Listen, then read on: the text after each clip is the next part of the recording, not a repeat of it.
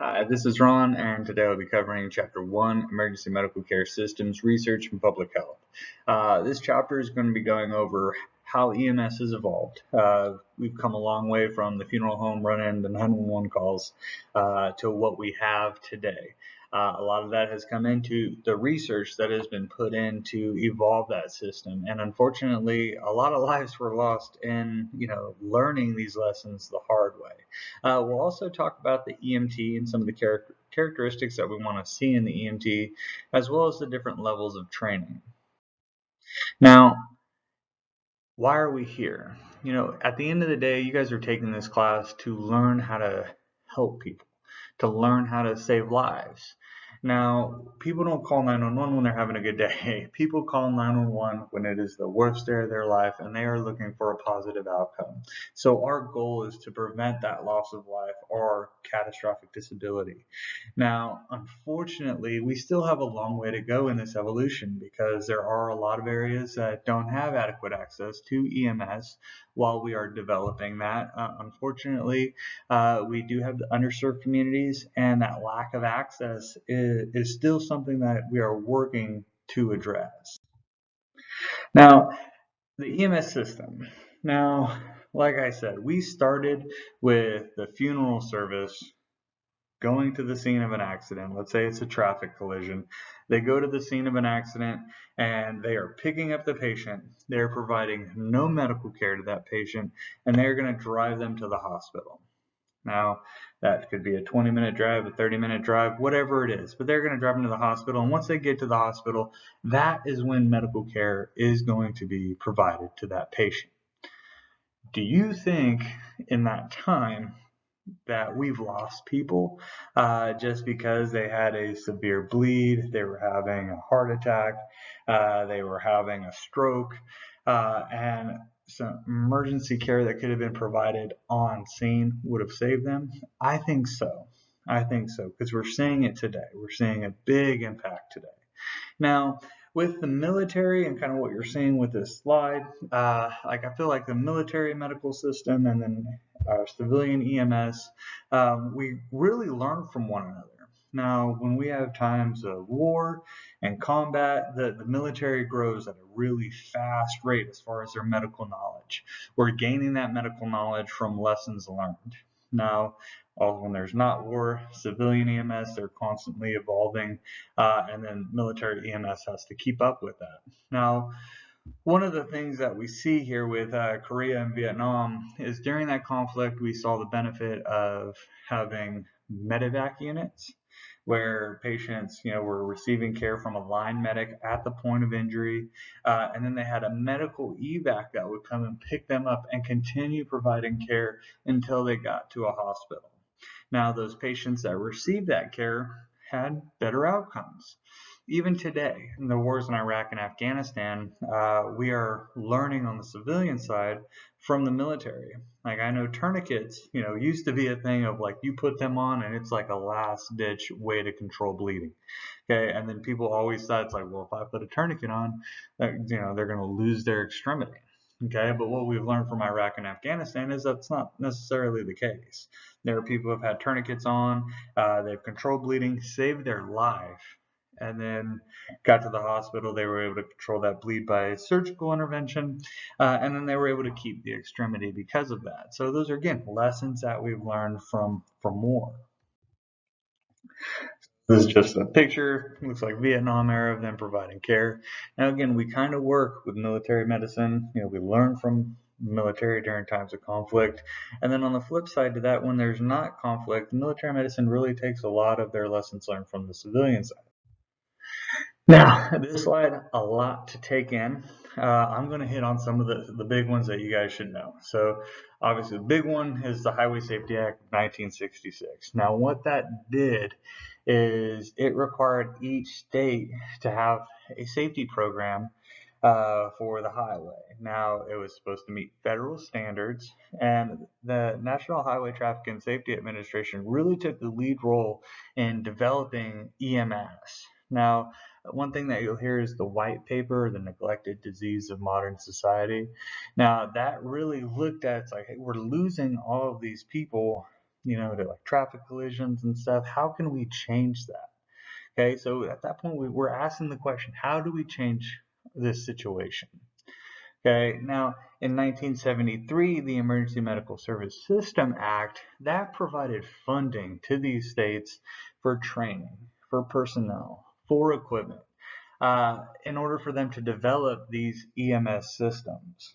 Now, also in the 70s, the American Heart Association really started to push out CPR while it was being developed, and procedure was being developed in the 60s. We saw it getting really pushed out to society in the 70s with the American Heart Association.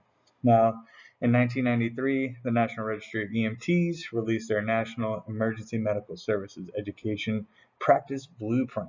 Now, what that did is it looked at issues with EMS training and education.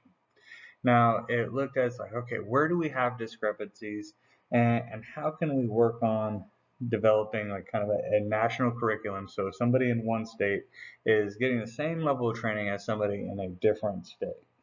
Now, in 96, they released their Agenda for the Future document.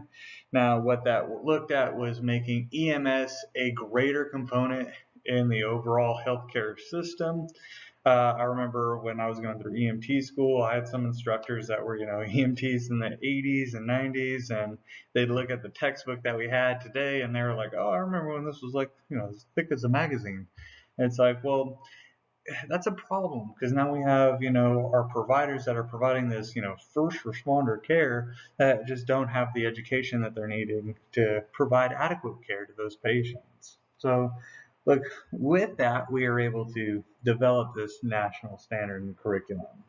Now, in 2005, that same National Highway Traffic and Safety Administration and Health Resources Service Administration, they released their core content. Now, with that core content, it defined domains of knowledge. So that's where we're looking at, okay, like EMTs, advanced EMTs, paramedics, stuff like that. Now, in 2006, saw the EMS scope of practice model, and that defined your 4 levels of EMS licensure, corresponding with knowledge and skills necessary at each level. And we're going to get into those. Now, also in 2006, we saw the Institute of Medicine report, The Future of EMS Care, EMS at the Crossroads. Now, that recommended that all state governments adopt a common scope of practice that allows reciprocity. Now, that is kind of why we have the National Registry for EMTs. It's like this national standard that we have where it's like, hey, you have this book in California. Well, they also have this book in South Carolina. They also have this book in New York. In a sense, everybody is getting that same level of training. Now, that's not to say, though, that we're not going to see, different policies and procedures for each state, because we do. Now, modern EMS, we are a continuum of care. Now, we do not necessarily discharge patients from the back of our ambulance. So we are a continuum of care. We are part of the system, but we're not the end, okay?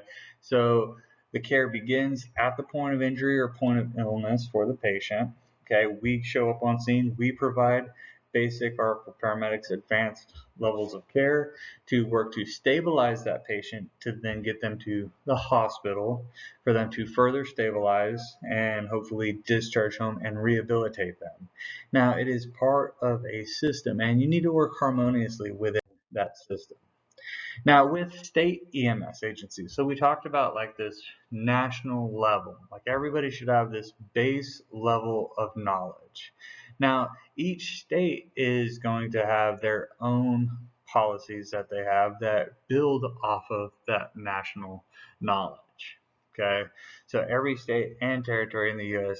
has a lead EMS agency, and some states, like California, they even have it going further down where each county actually has its own, medical director and policies and procedures for that county.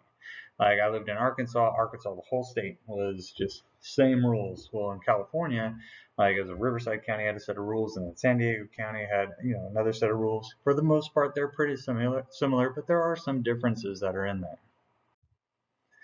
Now, 10 components required to each state. that the National Highway Traffic and Safety Administration put out. So regulation and policy. Each state has to have regulation and policy. Resource management, human resources and training, transportation, facilities, communication, public information and education, medical direction, trauma systems, and evaluation. And we're going to dive into each one of these. Now, with EMS system access, the most common way for the public to access EMS is by dialing 911. Okay, they dial 911. It's an easy number to remember. It's, you probably have your kids. I know I did it when I was little. You accidentally called 911, or maybe you did it on purpose just to see what would happen. But it's a really easy number to dial, really easy number to remember. Now, you guys probably also remember, if you did that, what happened next, because you're like, it was 911 emergency, and I was like, oh my gosh, and you hung up the phone. Well, what happened? They called you back. All right, now, when I was little, that was like, in the 90s, but we've grown more since then. But even in the 90s, they were able to call back. We had that automatic number identifier. Now, today, we're actually able to use that number identifier to call back if there's a hang up, but we can also geographically locate somebody based on like cell phone towers. So in Enhanced 911, we get like a location identifier that will attach you or connect you to the appropriate dispatch. So like, let's say, like I live in South Carolina now, but I have a phone that is a 760, area code. Well, I do not want, when I dial 911, my phone to automatically connect to, a California EMS dispatch, because that would do me no good if I need 911, right?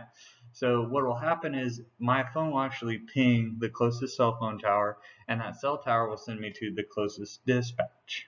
All right, now that is part of the Enhanced 911 system.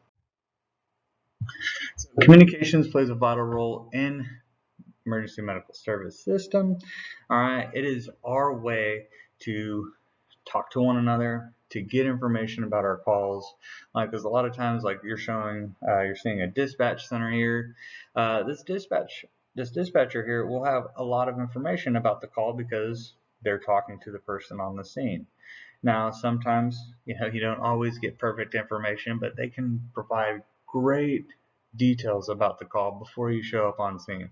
Like, one, is it safe or not? I know when we get dispatched to an assault, when I was working on the ambulance, dispatch would tell us, hey, PD's not on scene. You're going to stage at this intersection until PD clears the scene, and then you can enter in. Now, that's a great piece of information to know, right? Because I don't want to just roll into an unsafe scene. Now, the benefits of 911. Like I said, easy number to remember, easy number to use. Okay, you have a public safety answering point that's staffed by specially trained dispatchers, so emergency medical dispatchers. Now, they can recognize like critical situations, and then they can also provide guidance to the caller to provide care, like say if it's putting pressure on a bleed, or even doing CPR, talking them through the CPR process. Now, all emergency services, police, fire, and EMS are accessible by dialing one number. Okay, so it doesn't matter, what your emergency is. You have an emergency, you call 911, you will get a dispatcher that can connect you into whatever you need.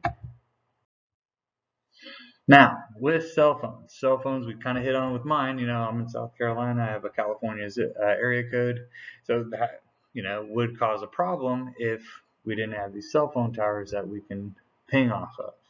So, because of that, that cell phone can be used in an emergency. It just kind of takes a little bit more time. Like, I don't know if you've ever had to dial 911 on a cell phone, but it takes some time to connect. They're actually working to connect you to your closest dispatch. Now, calls near geographical boundaries can go to different public safety answering points. An incident that we had just when I was out in Arkansas, my wife and I were doing a hike, and we got down near this little community area, and sure enough, this lady was having a seizure. She'd fallen over. The boyfriend was right there, and she was actively seizing on the ground. So we called 911. Well, we're on a hike. We know what community we're in, but we're new to the area. And they ended up connecting us to a different county EMS because we were right on a bordering system. So it was like once they actually figured out where we were at, they were like, oh, you're attached to the wrong number, and they actually had to transfer us to a different county EMS dispatch. Now, voice over internet protocol, that's going to be things like where you have a phone system, like say WhatsApp, where you are connected through an internet connection.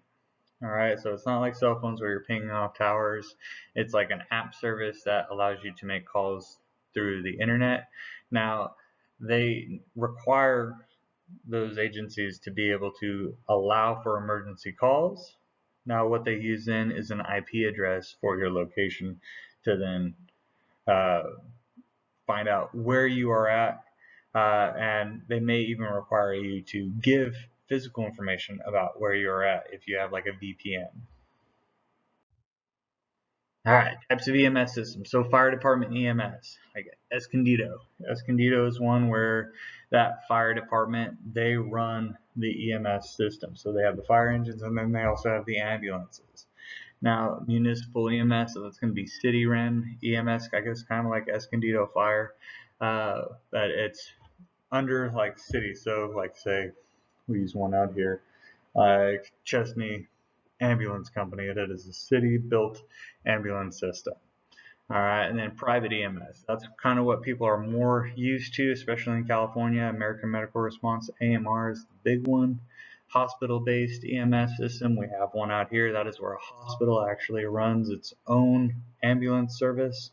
And then law enforcement EMS. So that's going to be things like your tactical EMS teams that run for law enforcement purposes.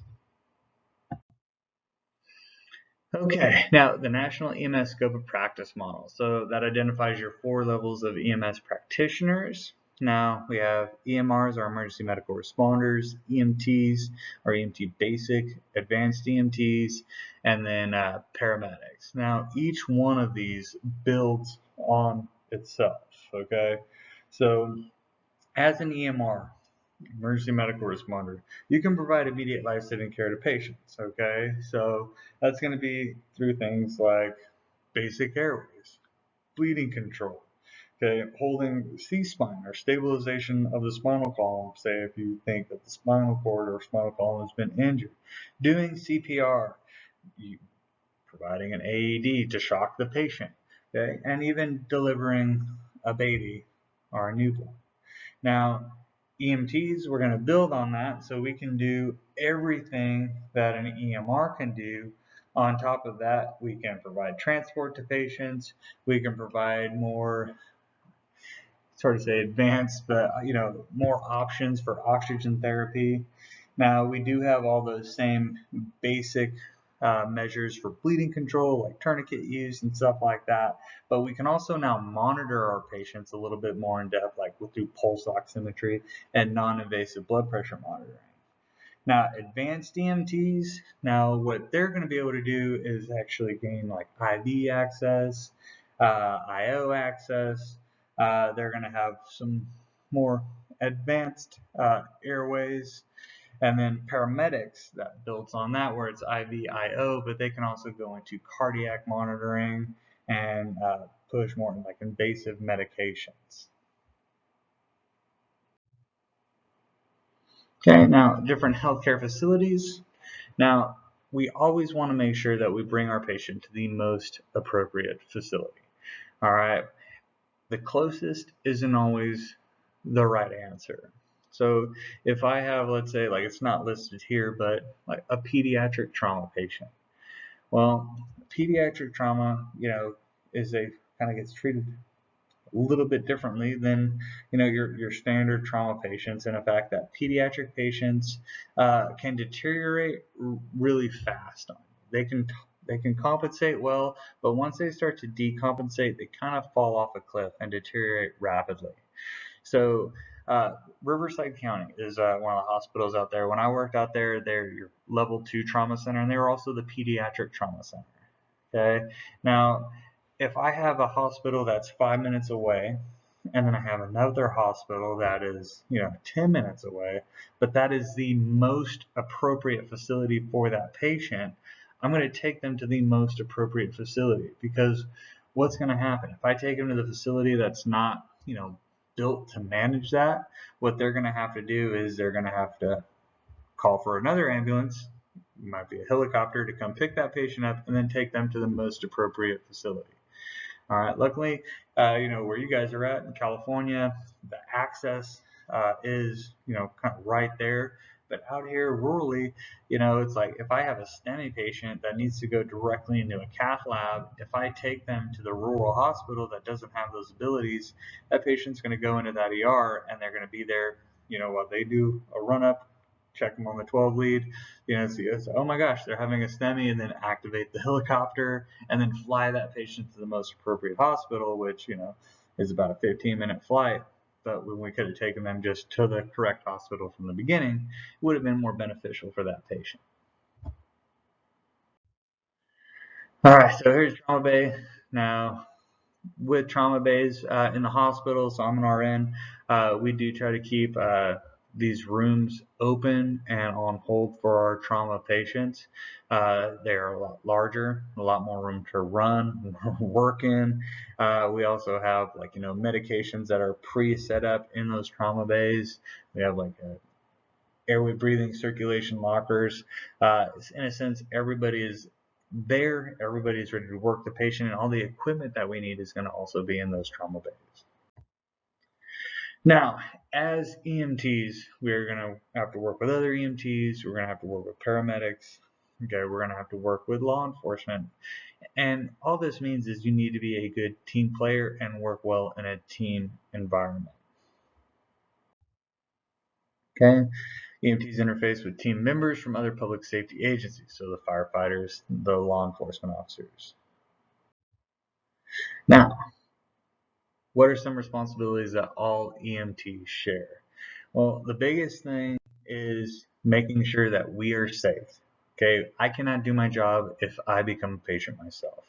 That's going to be a trend that you're going to notice throughout this entire class. Is scene safety is number one. Okay, is my scene safe? Am I safe? Is the scene safe? Okay, then is my partner safe? Is the crew safe? And then is my patient safe? All right, you have to be thinking that way. I remember I watched a documentary, and it was about this plane that crashed in a river, and there were people who stopped and actually tried to attempt to rescue people even though they weren't great swimmers. So it's like they're risking their lives, and then they ended up becoming victims themselves where they needed to be rescued. Just know, if you show up on scene and you're trying to rescue somebody, if you become a victim, you are going to, in a sense, take away from that patient, because now the other people who show up have to rescue you as well. Okay, we're also responsible for providing patient assessment and emergency care.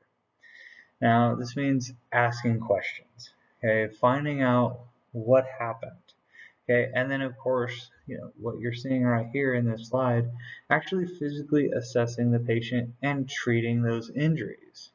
One of the biggest things that I see for students, it's talking to people, it's kind of, it's rough at first, but then it's like once you're done asking your questions, it's like people forget to even oh, they had chest pain. Well, let me go ahead and listen to your lungs. Let me go ahead and look at your chest. You cannot forget to actually assess that patient. Imagine if you went to the doctor for knee pain and the doctor never looked at your knee. You probably wouldn't think he's a great doctor. So, we're there to provide care to the patients. Okay, and then we need to provide patient transport and care on the way to the hospital. Now, that transport also needs to be safe. A lot of our issues and accidents come from going to and going back to a call. So not from just riding around normally. It's a lot of our stuff is when we're going to a call or going to a facility after we picked up the patient. So we need to provide safe transport and care en route. Okay, we need to contact medical direction.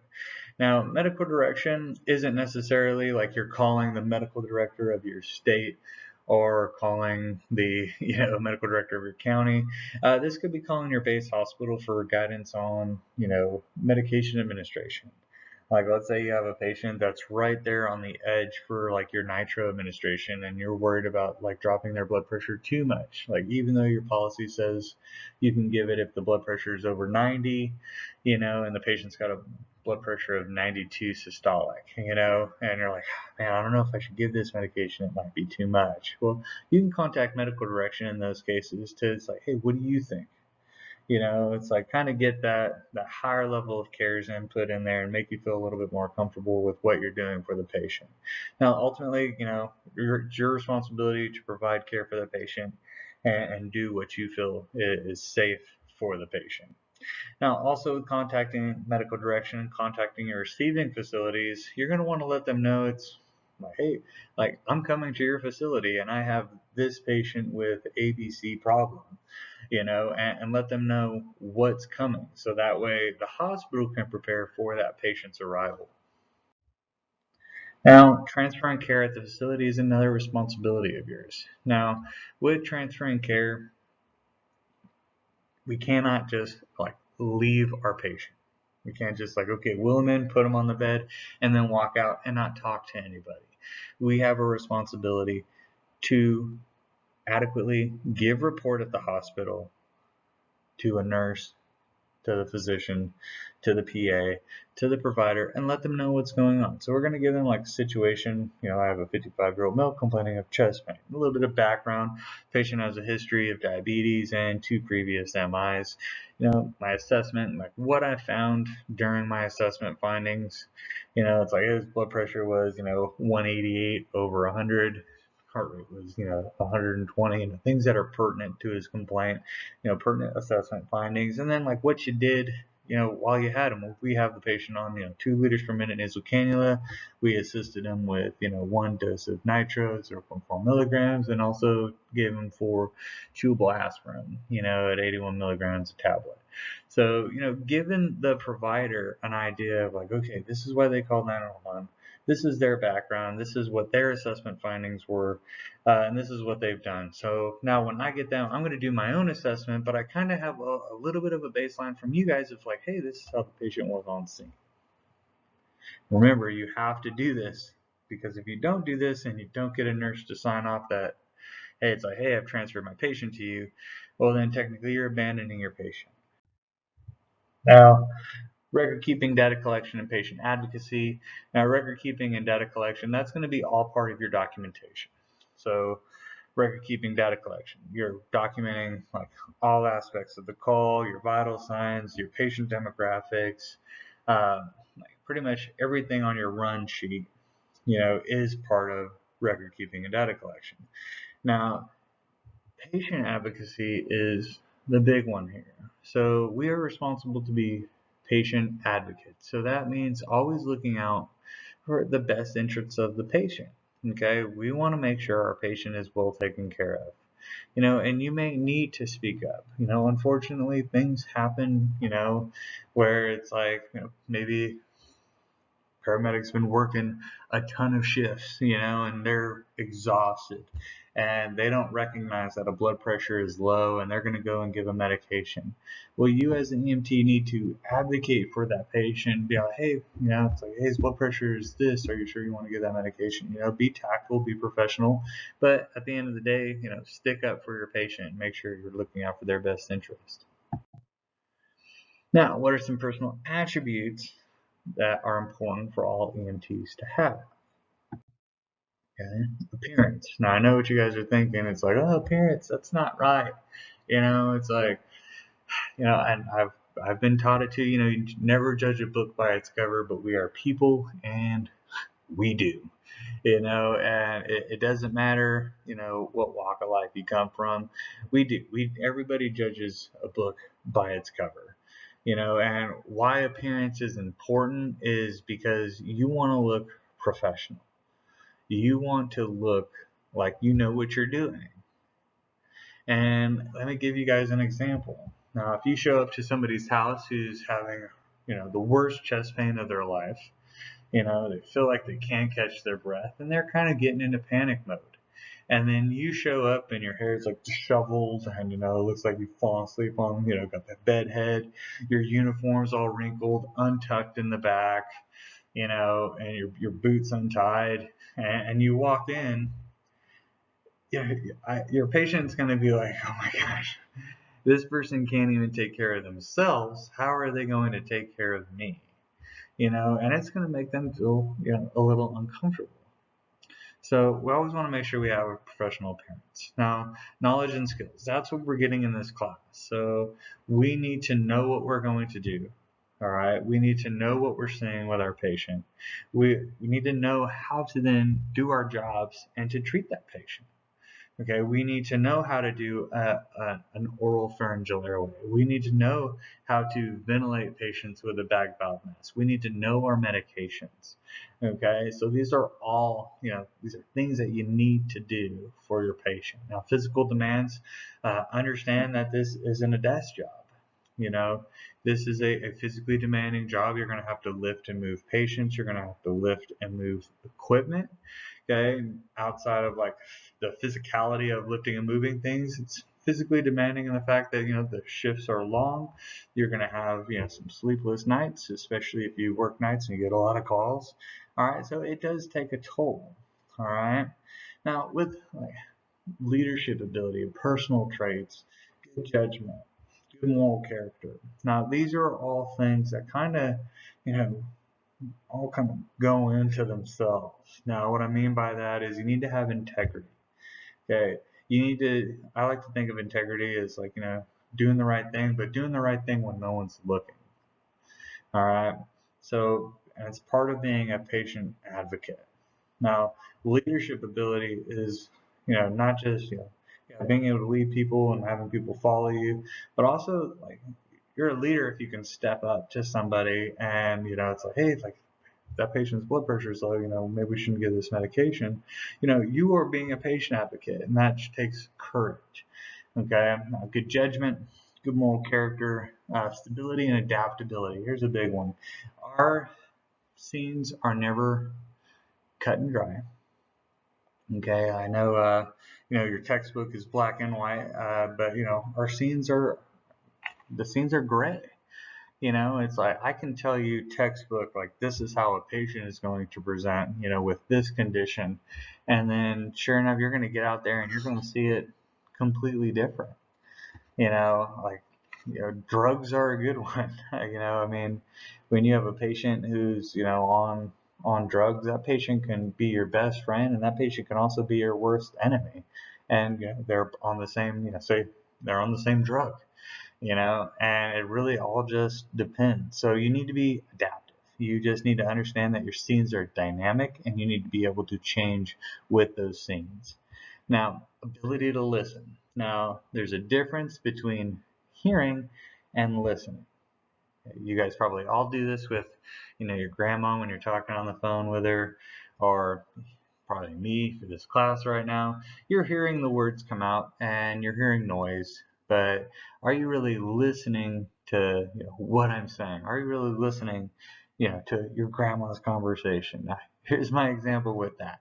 You're on the phone and they're talking to us, and so I was doing this, and so I was doing that, and so I was doing this, and your response is yeah, yeah, yeah, and then all of a sudden that like inflection happens where they asked you a question, right? And it's like, huh? And you're like, oh crap, they asked me a question.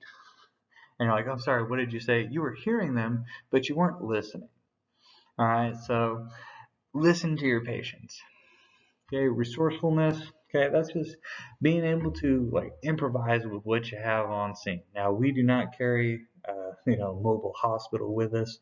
We try to have everything that way we need to provide adequate patient care, but we don't always have those things. One of my jobs, I'm a combat medic in the Army, and I carry a backpack with my medical equipment. Well, you got to learn how to improvise with limited resources to make other tools, like making a pelvic splint out of a SAM splint and a tourniquet, was more efficient for me than carrying a commercial pelvic splint, because I can use tourniquets for bleeding control and I can also use tourniquets for that pelvic binder. SAM splints, I can do a ton of things with SAM splints. I don't carry a C-collar, but I carry a SAM splint that you can mold and form into a C-caller, but it's just being resourceful. Now, cooperative, working well with others, and then maintaining certification and licensure. So it is on you to maintain your certificate. Okay, so your EMT license, you want to keep that current. Now, you do that by maintaining your knowledge and skills. So you'll be required to do continuing education, skills recertification to maintain that license in every 2 years. All right, medical oversight of EMS. So every EMS system must have a physician medical director. Now, they provide indirect medical oversight and then direct medical oversight. Now, we're really going to talk about the direct medical oversight here, such as your on and offline medical direction. Now, on and offline medical direction. Now, offline medical direction, that's going to be more along the lines of your policies and procedures. Okay, so you have a patient with chest pain. You follow this algorithm to assess and treat that patient. Okay, whereas online medical direction, that's where you're actually needing to reach out to, say, your base hospital to get guidance on, say, an issue like that blood pressure. Like, okay, blood pressure is a little low. Policy says we should give it, but I don't think the patient's going to tolerate this medication, so I think we should just hold it and transport them. All right, now standing orders come in place, especially if you have issues with communication. So let's say, like, for medical direction, your offline medical direction, you have a policy that you can give, your 1 dose of nitroglycerin, and then if you want to give a second dose, you will need to call, your base station for, a base hospital order to give that second dose. Well, you may have a standing order in place that states, if unable to get, base hospital order, if the patient has a systolic blood pressure, that is greater than 90, you can give a second dose. All right. Now, medical direction. Medical directors participate in EMS provider education and EMS system quality assurance.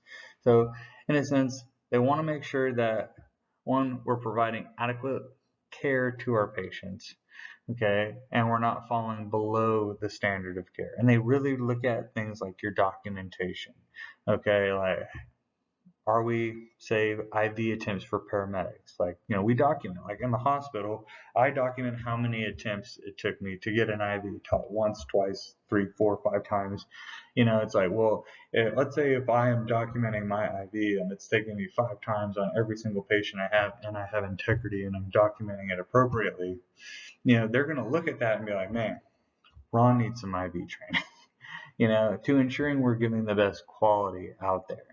Medical direction, our primary charge of medical direction is developing and establishing the guidelines under which the emergency medical service personnel function. All right, and one of the things we'll show you later in the class is, like, the policies and procedures that are out there for our county, and kind of how it has like a flow sheet of EMTs can do this, paramedics can do this, and this is what you do in each situation. All right, now quality improvement. Now, this is a system of internal and external reviews and audits of all aspects of an emergency medical system. All right, so we really look at documentation, reviews and audits, physician, nurse, patient feedback, continuing education, preventative maintenance, and then regular skills maintenance. Now, I already kind of gave you guys a couple examples, like with documentation.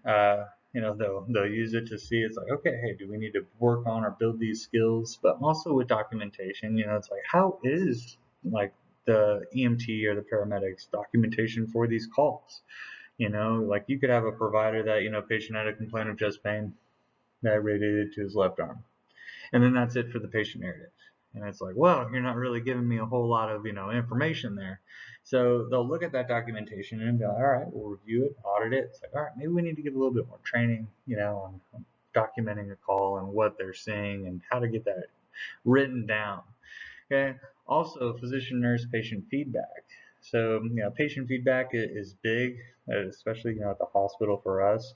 They look at those patient feedback reports, but also, physician and nurse reports. Like, if you're, bringing a patient to the hospital and you're giving a really short and bad, report to the nurse, that's going to get back to your agency, and they're going to work with you to train you to give better reports.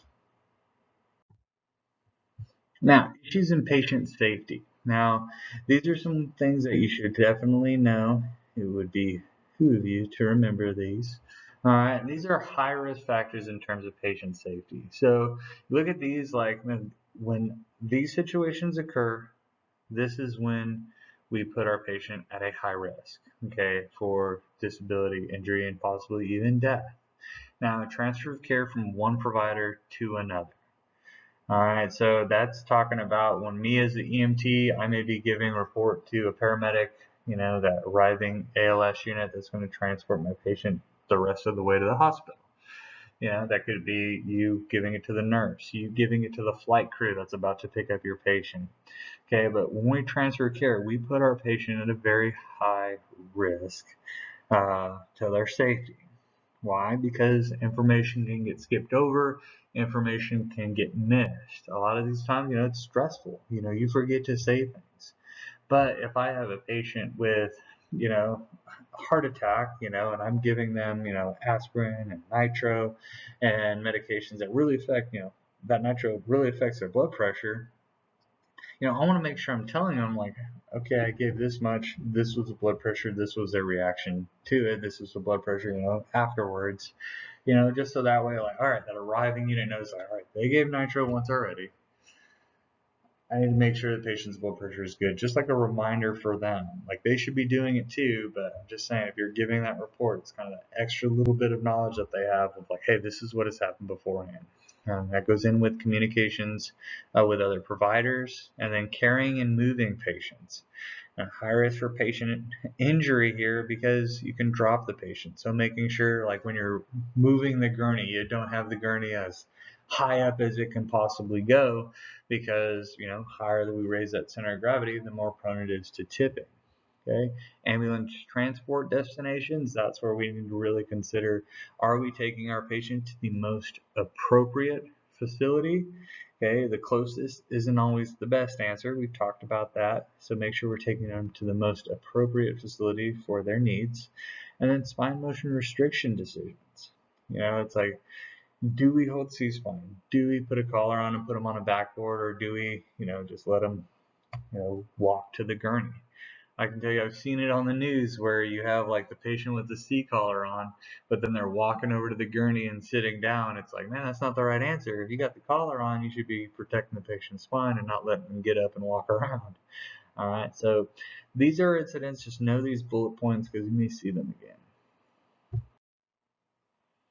Okay, now errors during patient care can harm and usually result from improper skill performance. So you just not doing the skill appropriately due to lack of training, not following the rules, and then a lack of knowledge. Okay, this is a dangerous combination right here. Lack of knowledge, improper skill performance. What I recommend for you to not have this happen is to be involved with skills in this class. All right, we have like the wallflowers, who like to sit back and just watch, and that's okay. It's okay to watch, at first, but get in there, get your hands on, get the repetition down. I'm still learning as a nurse. There's a ton of stuff I don't know. And I'm learning every day. I work in the ER. There's new equipment always. Get in there, get your hands on it, and train on it, because you don't want the first time you use something to be when you're having to use it on a person in a real situation. And then really, I don't think there's an excuse for not following the rules. Know your policies, know your procedures, okay, and stay within those left and right lateral limits. Now, evidence-based medicine. Now, that uses research to provide evidence that certain procedures, medications, and equipment improve the patient's outcome. All right, so with evidence-based medicine, you look at, like, okay, a question, like CPR, for example. Like, what gives our patient the best chances for survival? It's like, well, what gives our patient the best chances of survival? So whatever, we'll search the literature, we'll look through it, and we'll, all right, well, okay, these patients receive compression-only CPR, and this is their survival, versus these patients receive compressions and ventilations, and this is their survival. Now, if you're looking at both of these, because, AHA, we teach, the heart saver first aid, and we tell the first responders, hey, you are doing hands only, compression only CPR. Okay, so they are not giving ventilations. So you have a sample size there, and then you have providers that do CPR with ventilations. Now you can kind of compare these two. If we're getting higher survival out of compression only versus compression and ventilations, what they might do is they might take that compression only and put it into your policies. And hey, like we're going to do compression only because this is shown to give patients the best chance of survival. Okay, so with that, 4 steps in evidence-based decision making, we ask the question. So formulate a question that needs to be answered. Let's think of a new one. So, all right, how do we increase survival in patients with extremity hemorrhage? All right, so that's our question. We have patients who are dying from extremity bleeds. How do we do this? How do we keep them alive? We search the literature. We look around. We do our search and do our due diligence to find cases where people have had extremity bleeds and survived and see what happened. All right, so we're looking at this. And what do we find? All right, we find tons of examples of service members who have stepped on IEDs, who have had gunshot wounds, and have had tourniquets applied. All right, so we praise that data. It's like, all right, so this is like, big sample size. Like this is their survival rates, which, leading cause of preventable death on the battlefield is an extremity bleed. So like they are using tourniquets, and that's given the patients better chance of survival. We look at it as preventable death on the battlefield. So they're using tourniquets. All right, if we can validate that information, like, hey, they are surviving out there when tourniquets are used, let's go ahead and let's incorporate the use of tourniquets in our system for providing care for extremity bleeds. Now, research in EMS. So research does not exist to support many practices in EMS. That's just, our scenes are dynamic. They're changing. And so a lot of the research that is out there, you don't have like a big sample size because every patient and every call is a little bit different. So they all have little bits of, things that can affect the validity of their information of the call. Like, let's say if I wanted to reduce the incidence of, I don't know, let's go with chest pain and, reducing their pain. Well, if I have a patient that has, like, say, chest pain from possible MI or heart attack, but then I have this patient has diabetes, and then this patient has, neuropathy and is 90 years old and has dementia, and they were having the chest pain, and then I have this patient that has like all these other issues. It's like, well, every patient's a little bit different, so we can't say that the same mechanism works for everybody just because of the variances in each of those calls. So research in hospital settings does not always transfer well to the EMS setting. In the hospital we have a little bit more of a controlled environment. I'm not saying that's perfect because it's far from it, but it's a little bit more controlled. Okay, now if the opportunity arises, every EMT has an obligation to participate in research that contributes to the profession. So if you can, participate in that research to provide better patient care.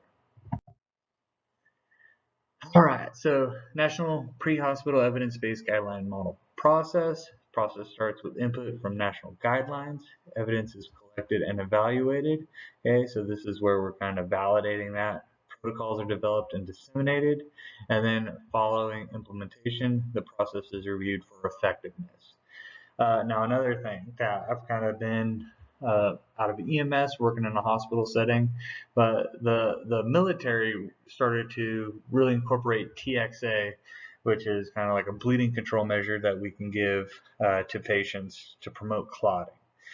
We took that from like dentist's office who were doing dental procedures on hemophilia patients, and now the military took it, and we were having some success. And then when I was out in California last, I know the EMS system was looking to have their own kind of process for evaluating the efficacy of TXA on calls, and they were evaluating that. So we had like an implementation, and now they were monitoring. So like anytime like a provider used TXA, there was like extensive documentation that went along with that as part of like the evidence-based system. All right, now public health.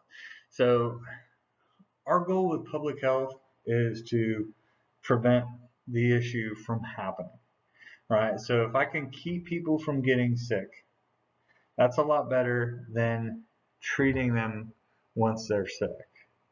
If I can keep that person from falling down, that's a lot better than having to pick them up and provide aid for, a skull fracture. So preventative medicine is the best medicine. Okay, public health deals with protecting the health of an entire population, and EMTs can play a role in identifying public health problems and in attempts to reduce injury and illness and promote public health. All right, now, greatest public health achievements in the United States in the 20th century were vaccinations. Okay, vaccinations were number one. In a sense, you are with a vaccine training your body to fight, whatever antigen that enters into your system to cause an illness. So let's use influenza. You get the flu shot every year. Now, the flu shot, of course, is designed for a certain strain of the flu. But what it does is it prepares your body's immune system to recognize, like, hey, when that flu strain enters into my body, so viruses will need a host cell to, replicate.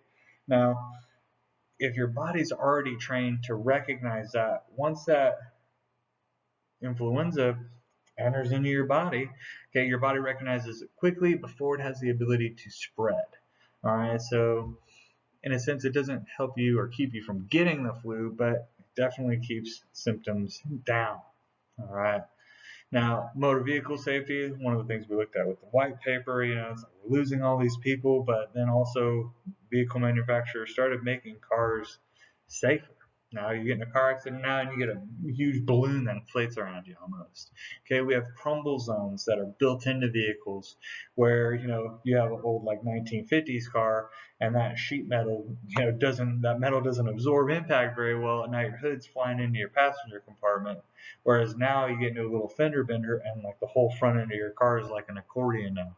Well, those crumble zones absorb a lot of energy from those collisions. Now, workplace safety, things like OSHA, they look at like ways to reduce injuries in the workplace, like trip hazards, making sure you have your harnesses that you're hooked in so you're not, if you're in a high place, you're not going to fall.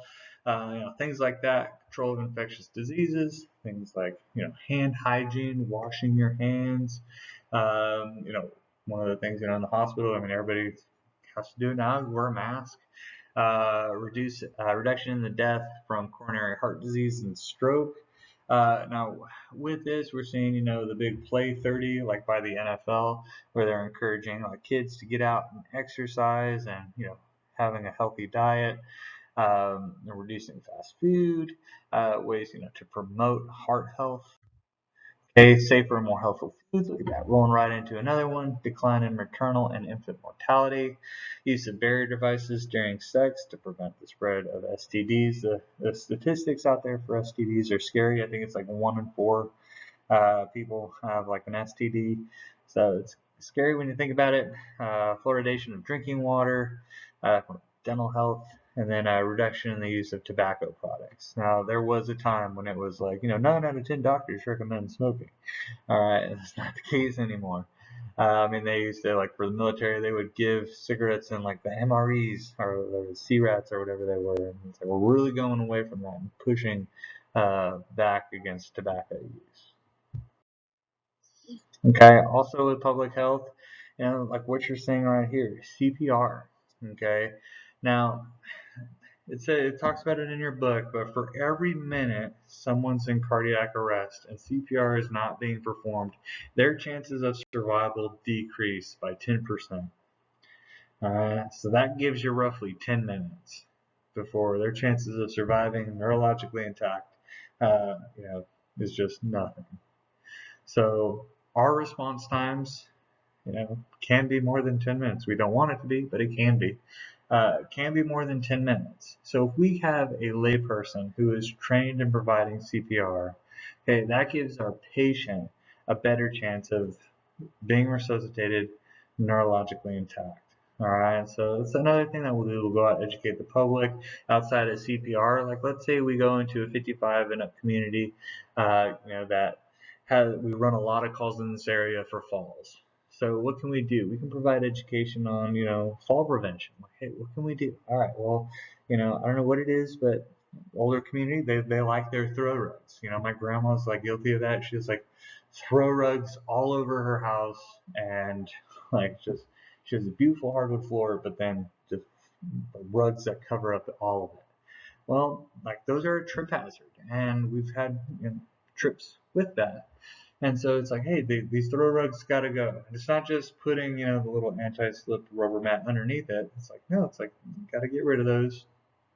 Okay, because they're a trip hazard. Putting those little handles in the bathroom for them to grab onto when they're getting up from the toilet or getting out of the shower to prevent those falls. We can provide that education to these areas because I'd much rather have them have the education and not fall than for us to have to run the call to help, when they've fallen down, they've cracked their head open and they're bleeding on the ground, and you have the patient who's, suffered the head injury, and then you have the trauma from, the wife or whoever that's seeing their loved one on the ground bleeding, and they're scared, and cause its own psychological trauma. So if we can prevent that from happening, that's a lot better than running the call for the situation.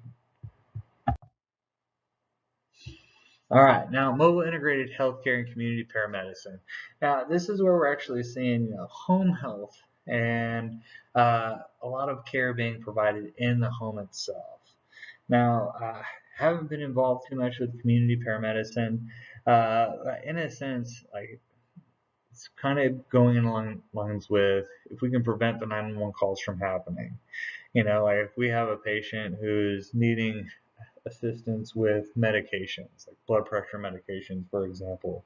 If we can just have providers available to, treat that patient, for their issue, that could prevent them from calling 911 when they go a week without taking their medication and their blood pressure is like 230 over 120, and they're like at stroke levels. So it's looking to reduce the stress and strain on the EMS system and reduce the number of 911 calls that are out there. Okay, so here we go. It's like now this also increases access to the underserved areas, provide advice to 911 callers via phone rather than dispatching resources, and then uses specially trained EMS providers to help individuals manage chronic diseases and follow-up care. All right, so that concludes the class. What we talked about is kind of how EMS has evolved, okay, kind of the history, EMS systems that address 10 specific areas as defined by the National Highway Traffic and Safety Administration, and then 911 is an access number for the EMS in the United States. Now with that easy number, okay, it provides a location identifier, provides a callback number, all that good stuff. And four nationally recognized levels of EMS providers in the U.S. So we have the EMR, Emergency Medical Responder, you have the EMT, EMT Basic, Advanced EMT, and then Paramedic. I would know those four, okay? And then EMTs have several responsibilities, okay? Safety, of course, being big. All right, making sure your scene is safe, assessing the patient, providing care, transporting the patient, giving report, okay, making sure you're taking them to the most appropriate facility. Medical direction and quality improvement are essential components of all EMS systems. All right, so we need to constantly evaluate and make sure we're making the system better. Okay, now EMS practices change over time based on research findings. That's why continuing education is so important. Okay, CEs are very important. I used to do the recertification for our school, and I had somebody come in, and I gave them a bleeding control. It's part of the skills, and like, this is after tourniquets had been out for a while, and I was like, okay, your patient's bleeding. What are you going to do? And it's like, well, they're still bleeding. What are you going to do?